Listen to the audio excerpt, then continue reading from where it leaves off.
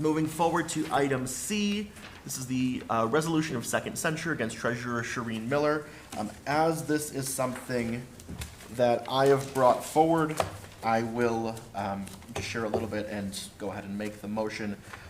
First, it's important, I believe, to ensure that all members of the board, not just those of us who are in the office full-time, are fully aware of the situation. As has been documented, post or after the board had previous discussion and an action of censure at an earlier meeting related to the treasurer's conduct in office, the treasurer has been documented to have unilaterally transferred $4 million from a township checking account to a township money market account. The action was communicated to the administrative staff only after, and the amount was not communicated at any point. The staff were left to discover that on their own. Again, this is after, unfortunately, the board took previous action to attempt to bring our financial conduct back into better operational practice and to ensure that we are stewarding taxpayer funds appropriately. The risk being, of course, anything from a bounced check to a failure to document fully what is happening with township funds because the township administrative staff were not aware.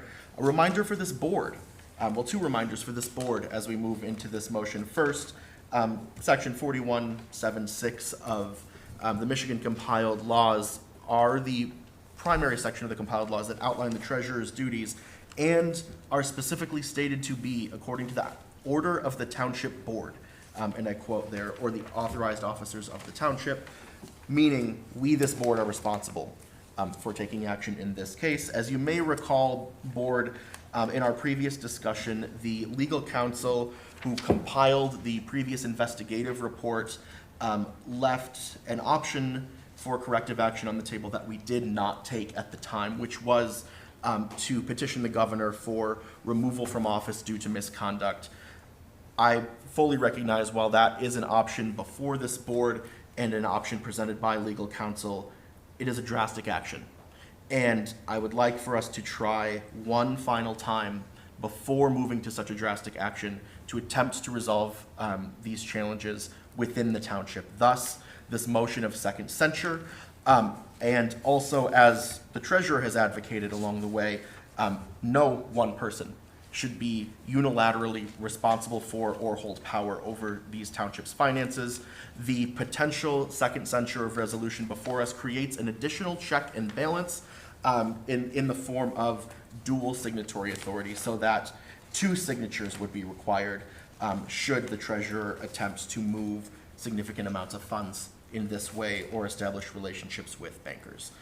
With that, I will move to adopt the second censure of resolution against Township Treasurer Sherine Miller as presented in our packets. Support. There's a motion and support. Discussion is open. Can you explain, so two signatures will be required. Currently, it's one person makes the action, a second person will sign, and now we would have two people sign? Superintendent, could you speak to that? You've been in contact with. Thank you. Right now, typically two people sign. In the internal transfer of making a transfer from one bank account to the other, we were not aware that you only need to be the administrator to make that transfer without a second signature. Okay. So we learned that afterwards. Does that answer your question? Yeah, so what are the controls then? Like, how is that enforced? Or like, it's through the bank itself, or how is So it? now, it would be through the bank based on how the administrator sets up the access. Okay. So, the administrator can go in and do that. We also have internal policies that should have occurred for a transfer of this nature. So now we will change the access, should this pass, we will change the access in the bank account so that there is the removal of the treasurer being the administrator, and then we will add the clerk as the administrator, and then the superintendent will sign off on everything as well as the treasurer. So I would like to Please. address that, yeah. I did speak with the bank about a month and a half ago, talking about a dual authorization for transfer of funds between accounts in the same bank. And she told me at that time that there is nothing in place with the bank at this time. They are changing their rules continually because security has become more of an issue. ACHs are now going to be dual authorized, and I'm sure they'll address transferring of money even between bank accounts just to protect themselves as well. I do have a couple other things I would like to Please. speak to. Thank you. I want to address the February 3rd, 2026 action and read my prepared statement. I'm sorry, is your comment in relation to this motion? It is, yes, it is. Okay. For the record of the second censure, the treasurer solely initiated and processed a transfer of $4 million from a township checking account to a township money market account of the same bank. I just want to make that clear. It is stated that the transfer occurred without prior notice, which is false. An email was sent to both the superintendent and deputy clerk on February 3rd, 2026 at 9:40 a.m., informing my colleagues of my intention to move money. A formal cash flow analysis conversation could have been discussed prior to the end of the banking day, but I received no response from either. My action is supported by the State of Michigan Accounting Procedures Manual for Local Government in Michigan, Chapter 3, Bank and Investment Accounts, page 12. The treasurer must maintain control of all bank accounts and all cash and investments by statute must be under the control of the local unit treasurer. Michigan Common Law, MCL 41.76, the township treasurer shall receive and take charge of money belonging to the township. Charter Township Act, excerpt, Act 359 of 1947, 42.9. Township officers, powers and duties, additional officers' limitations, Section 9. No creation of any additional administrative office or combination thereof shall abolish the offices of township clerk or township treasurer, nor diminish any of the duties or responsibilities of those offices which are prescribed by law.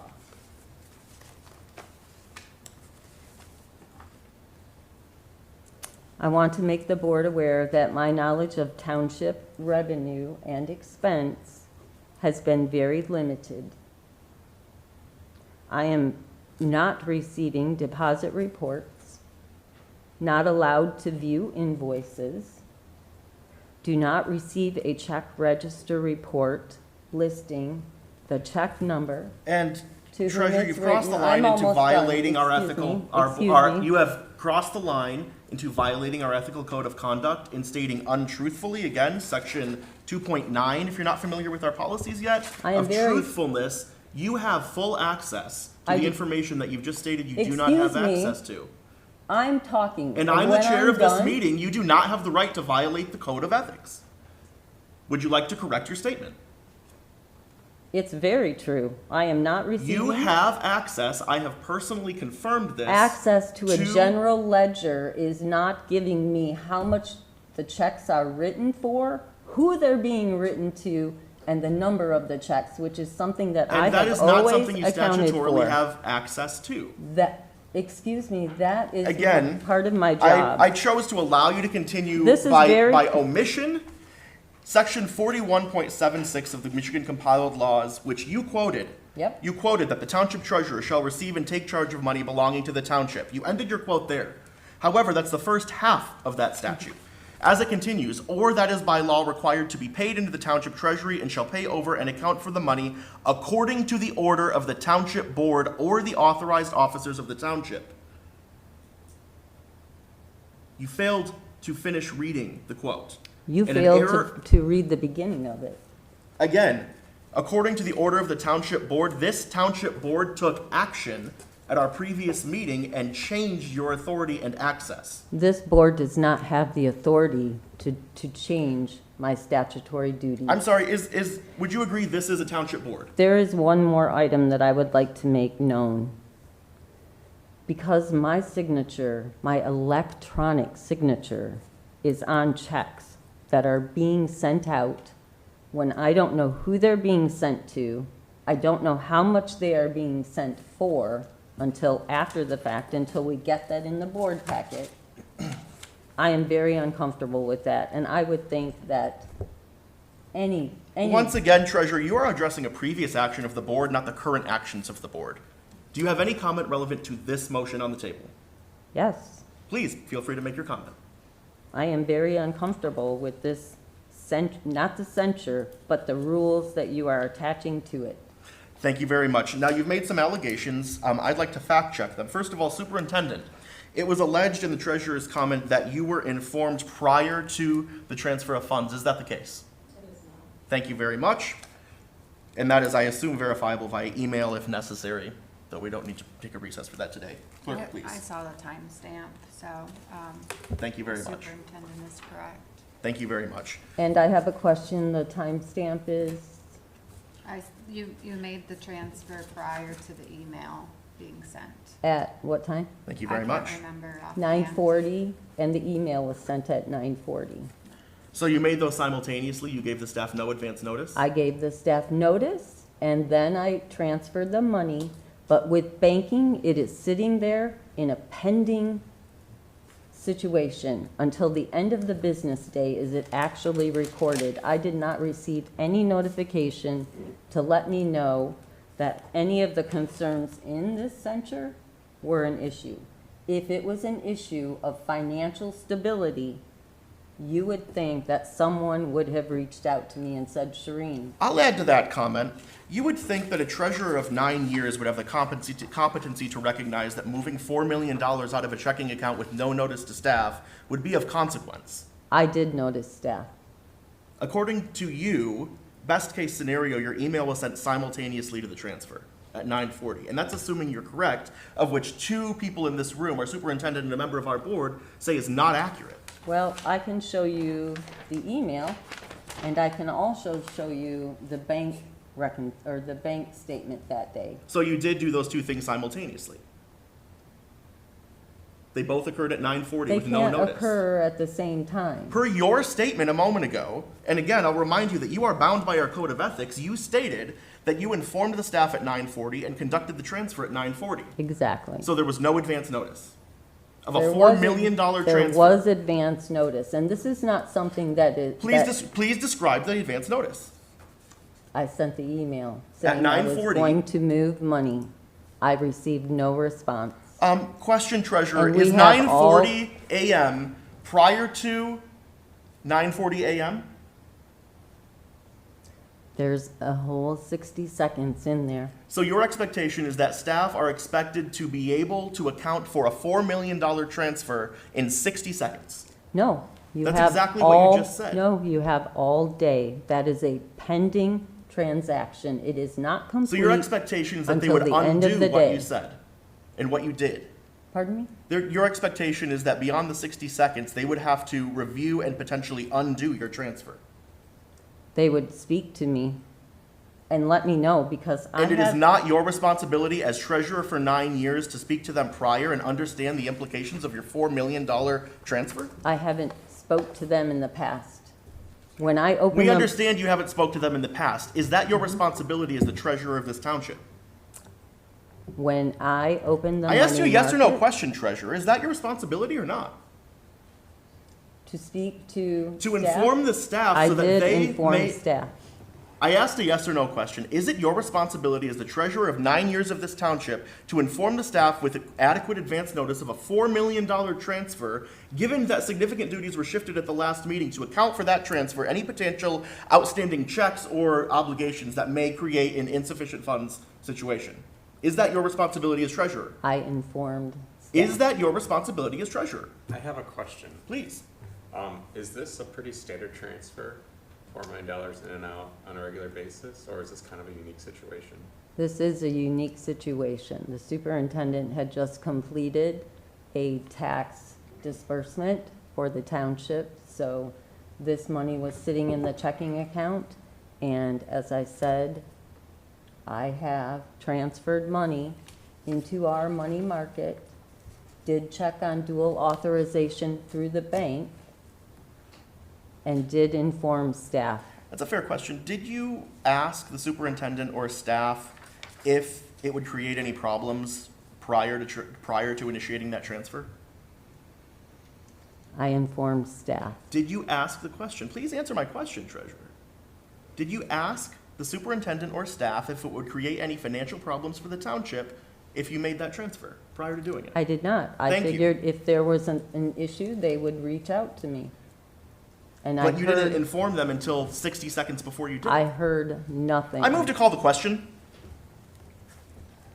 Support. There's a motion and support. All in favor, please say aye. Aye. Any opposed, nay. Nay. We still have to do a roll call for the resolution. That was a motion to call the question. The question will then be called to adopt the second motion of censure as written. That will be a roll call vote. I'm an aye. Clerk Mackey? Aye. Trustee Leonard? Aye. Treasurer Miller? Nay. Trustee Sherwood? Aye. The motion carries. Thank you very much. I don't have any real updates. I do feel pretty deep disappointment right now. As a board, our job is to provide stability, direction, and support for our community. And I think what's going on right now provides only distraction and injects large elements of chaos that isn't really helping the situation locally and beyond that for our residents. I think we all need to play our role and do it well. I think communication is important, and I think being considerate of how our actions impact others on this board and township should always be front of mind. And yeah, I'm just disappointed. That's all I got. Thank you very much. Trustee Leonard? I agree. I don't have any major updates. I agree with Trustee Sherwood that I am just feeling overwhelmingly disappointed. And I want to apologize to the residents for having to read information about this. I think it would be very tough if I was not on the board and had more detailed information. So just know that we are following our counsel and doing the best that we can to make sure that we're mitigating any risk. So I feel good about the actions that we have been taking, but I agree. I think Trustee Sherwood said it very well. Thank you. Thank you very much. Treasurer Miller? Yeah, I too am disappointed. I'm disappointed in not having due process. Treasurer Miller, I will remind you again that Excuse your me, comments are this- bound by our code of ethics, including truthfulness, section 2.9.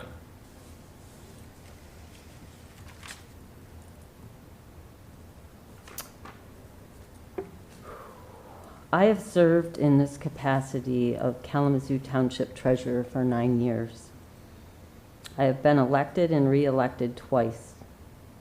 I was raised in this community and returned here because of my deep commitment, respect, and love for the people of this community. And I say the people of this community. Again, I am disappointed as well.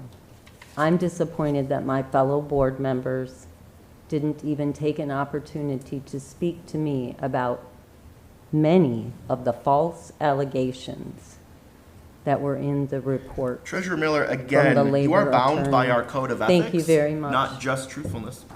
Do you have a comment that would abide by our code of ethics? Thank you very much. Clerk Mackey? I just would like to say that despite the challenges that our township is facing right now, I feel very confident in our ability to continue providing services to the residents of Kalamazoo Township. We recently held a board retreat, And while it may have been a bit awkward, we discussed goals, and I feel confident that we will continue to move towards those goals.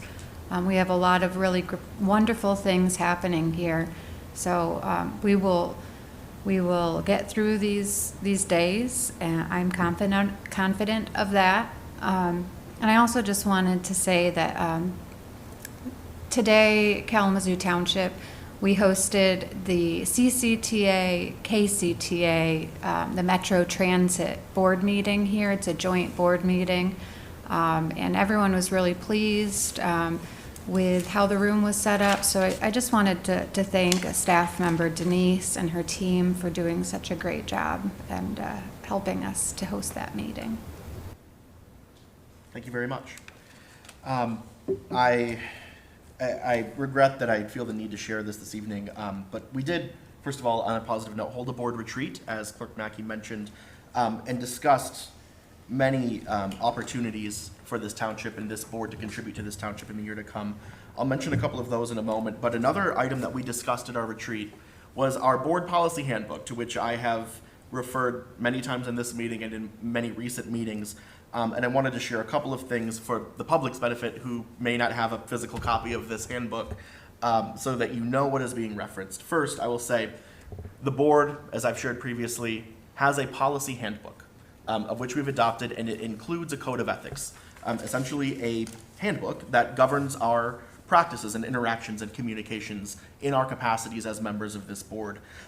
We discussed and revisited that board policy manual and code of ethics during our retreat, and to a person agreed that with one very minor calendar exception, the timing upon which we revisit, the board policies, specifically to move them from the first meeting of the year to our annual retreat.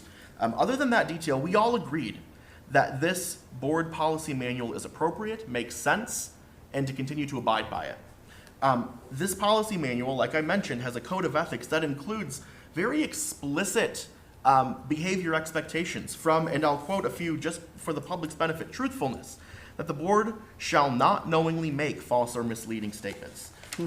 Others such as their anti-harassment, of course, preferential consideration, personal conducts, that while we recognize everyone's First Amendment rights, including members of the board, that all board members should refrain from abusive conduct, personal charges, or verbal attack upon the character or motives of other members of the township board, other boards, commissions, committees, employees, and volunteers.